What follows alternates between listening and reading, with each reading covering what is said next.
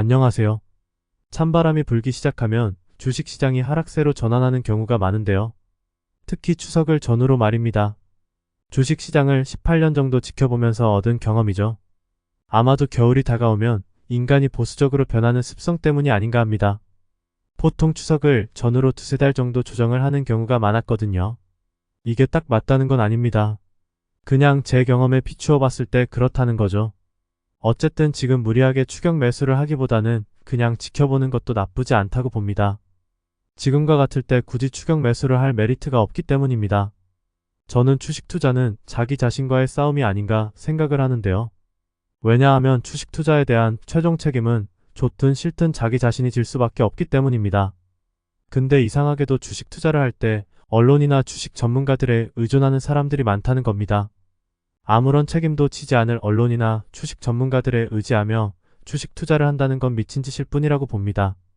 때문에 자기 자신에 대한 믿음이 없는 분들은 주식 투자를 하지 않는 것이 좋지 않나 싶습니다. 꼭두각시 노릇을 할 확률이 높으니까요. 이건 증권사 애널리스트들의 매수 추천 리스트인데요. 특이한 건 코스닥 종목임에도 증권사 리포트가 상당히 많다는 겁니다. 그만큼 시장에 관심을 많이 받았다는 뜻이 아닌가 하는데요. 그렇다면 만약 증권사 애널리스트들의 열렬한 매수 추천을 받은 이 종목을 매수했다면 어떻게 됐을까요? 월봉 차트를 보시는 바와 같이 똥되는 거죠. 5만원짜리가 최종적으로 1890원 바닥을 찍었으니까요. 억대 연봉을 받으며 밥 먹고 하는 일이 기업 분석인데 말입니다. 근데 신기한 건 증권사 애널리스트들 리포트 중에 매도 의견이 단 하나도 없다는 겁니다. 그나마 마켓퍼폼이라는 중립 의견이 조금 있더라고요. 아니, 그냥 의견을 내려면 한글로 중립이라고 하면 되지 일반인들이 알 수도 없는 증권사 전문 용어를 써놓으면 어쩌자는 건지 모르겠습니다. 저도 인터넷에서 검색해보고 알았는데요. 도대체 이런 두루뭉술한 표현을 왜 쓰는지 모르겠습니다. 난 책임지기 싫으니까 니들이 알아서 해석하라는 뜻이 아닐까 합니다. 목표가 10만원까지 제시한 종목이 1890원까지 하락을 했는데요. 그때까지 매도 의견이 단 하나도 없었다는 건 정말 아이러니하지 않나요? 참고로 작년 증권사 리포트 매도 의견 비율은 0.15%였다고 하더라고요. 이 바닥에서는 자신 말고 믿을 게 없다는 걸 아셔야 합니다. 근데 이상하게 자기 자신은 믿지 못하면서 언론이나 주식 전문가들의 말은 잘 믿는다는 거죠. 이런 식으로 주식 투자를 해서는 실력이 거의 늘지 않습니다. 자신의 것이 없으니까요. 따라서 노하우가 축적되지 않는 겁니다. 주식 투자는 스스로 직접 경험을 통해 자신의 노하우를 축적하는 것이 무엇보다 중요하다는 것을 아셔야 합니다. 그렇지 않으면 부안해동할 수밖에 없습니다. 이리저리 휘둘리다가 털리는 거죠. 제대로 경험을 축적하지도 못하고 말입니다. 어차피 털릴 거라면 자신의 소신대로 투자를 하다가 털리는 게 낫지 않을까요? 그래도 언론이나 주식 전문가들의 꼭두각시 노릇을 하다가 털리는 것보다는 덜 억울할 테니까요. 개소리하지 말라고요? 그럼 계속 언론과 주식 전문가들의 똥꼬나 빨면서 주식 투자를 하세요. 말리지 않습니다. 참고로 전 주식 전문가가 아니라고 수도 없이 밝혔었는데요. 이 자리를 빌어서 다시 밝히는 바입니다. 그럼 뭐냐고요? 주식 단타 10년 만에 다 털리고 개털된 고졸학력의 백수죠. 따라서 저에 대한 환상을 갖지 마시길 부탁드립니다. 며칠 전에 마트에 갔다가 놀라 자빠지는 줄 알았는데요. 분명히 3개월 전까지 2,000원 하던 1kg 설탕이 3,000원으로 오른 겁니다. 3년 전만 해도 1,000원 정도였죠. 예전에 쌀 땐 쳐다도 안 봤던 설탕이 이젠 다시 보이더라고요.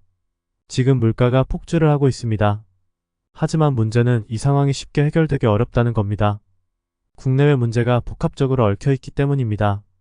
금리는 높고 물가는 오르고 소비는 줄고 대책이 없는 무정부와 같은 게 현 상황이 아닌가 합니다.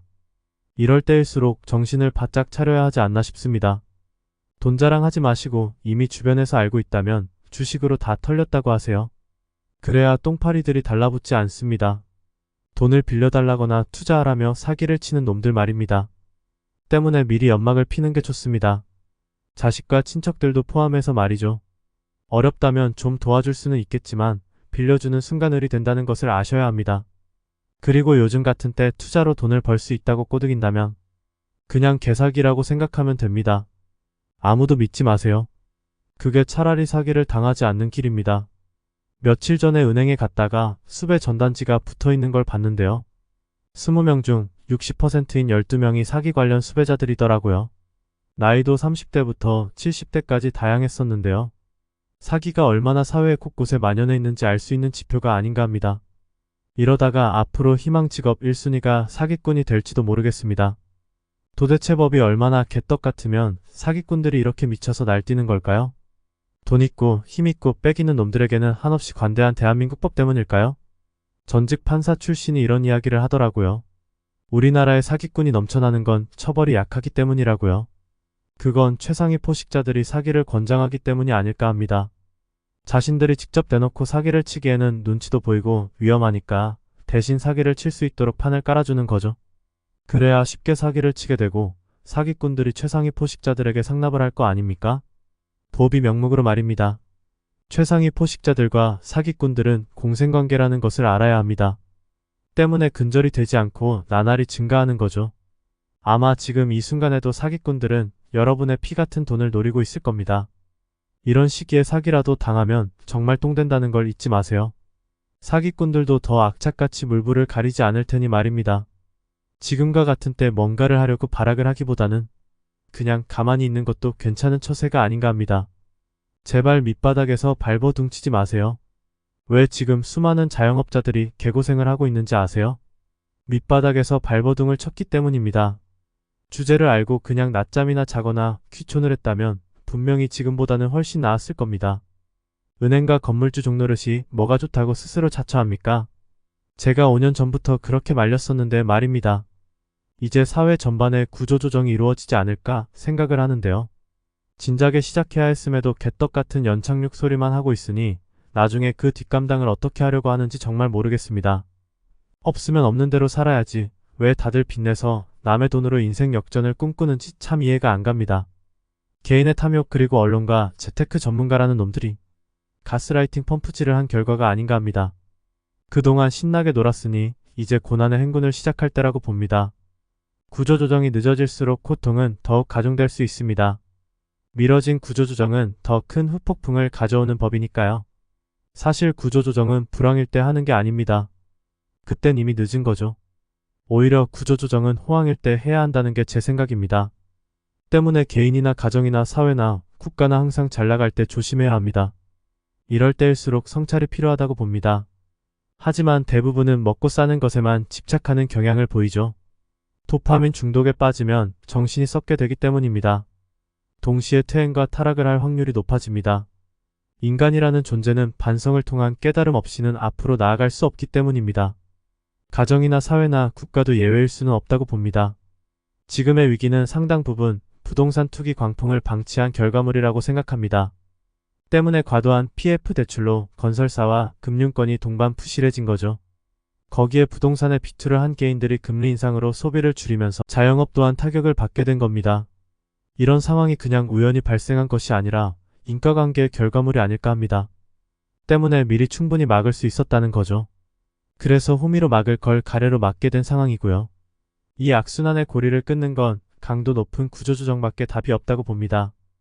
연착륙이니 이런 개떡같은 소리만 할 때가 아니라 말입니다. 따라서 앞으로 수년간은 고난의 행군이 이어질 확률이 높습니다. 이때 현금은 생명줄입니다. 지금 사기를 조심해야 하는 이유가 여기에 있는 겁니다. 탐욕을 버리고 참고 인내하시길 바랍니다.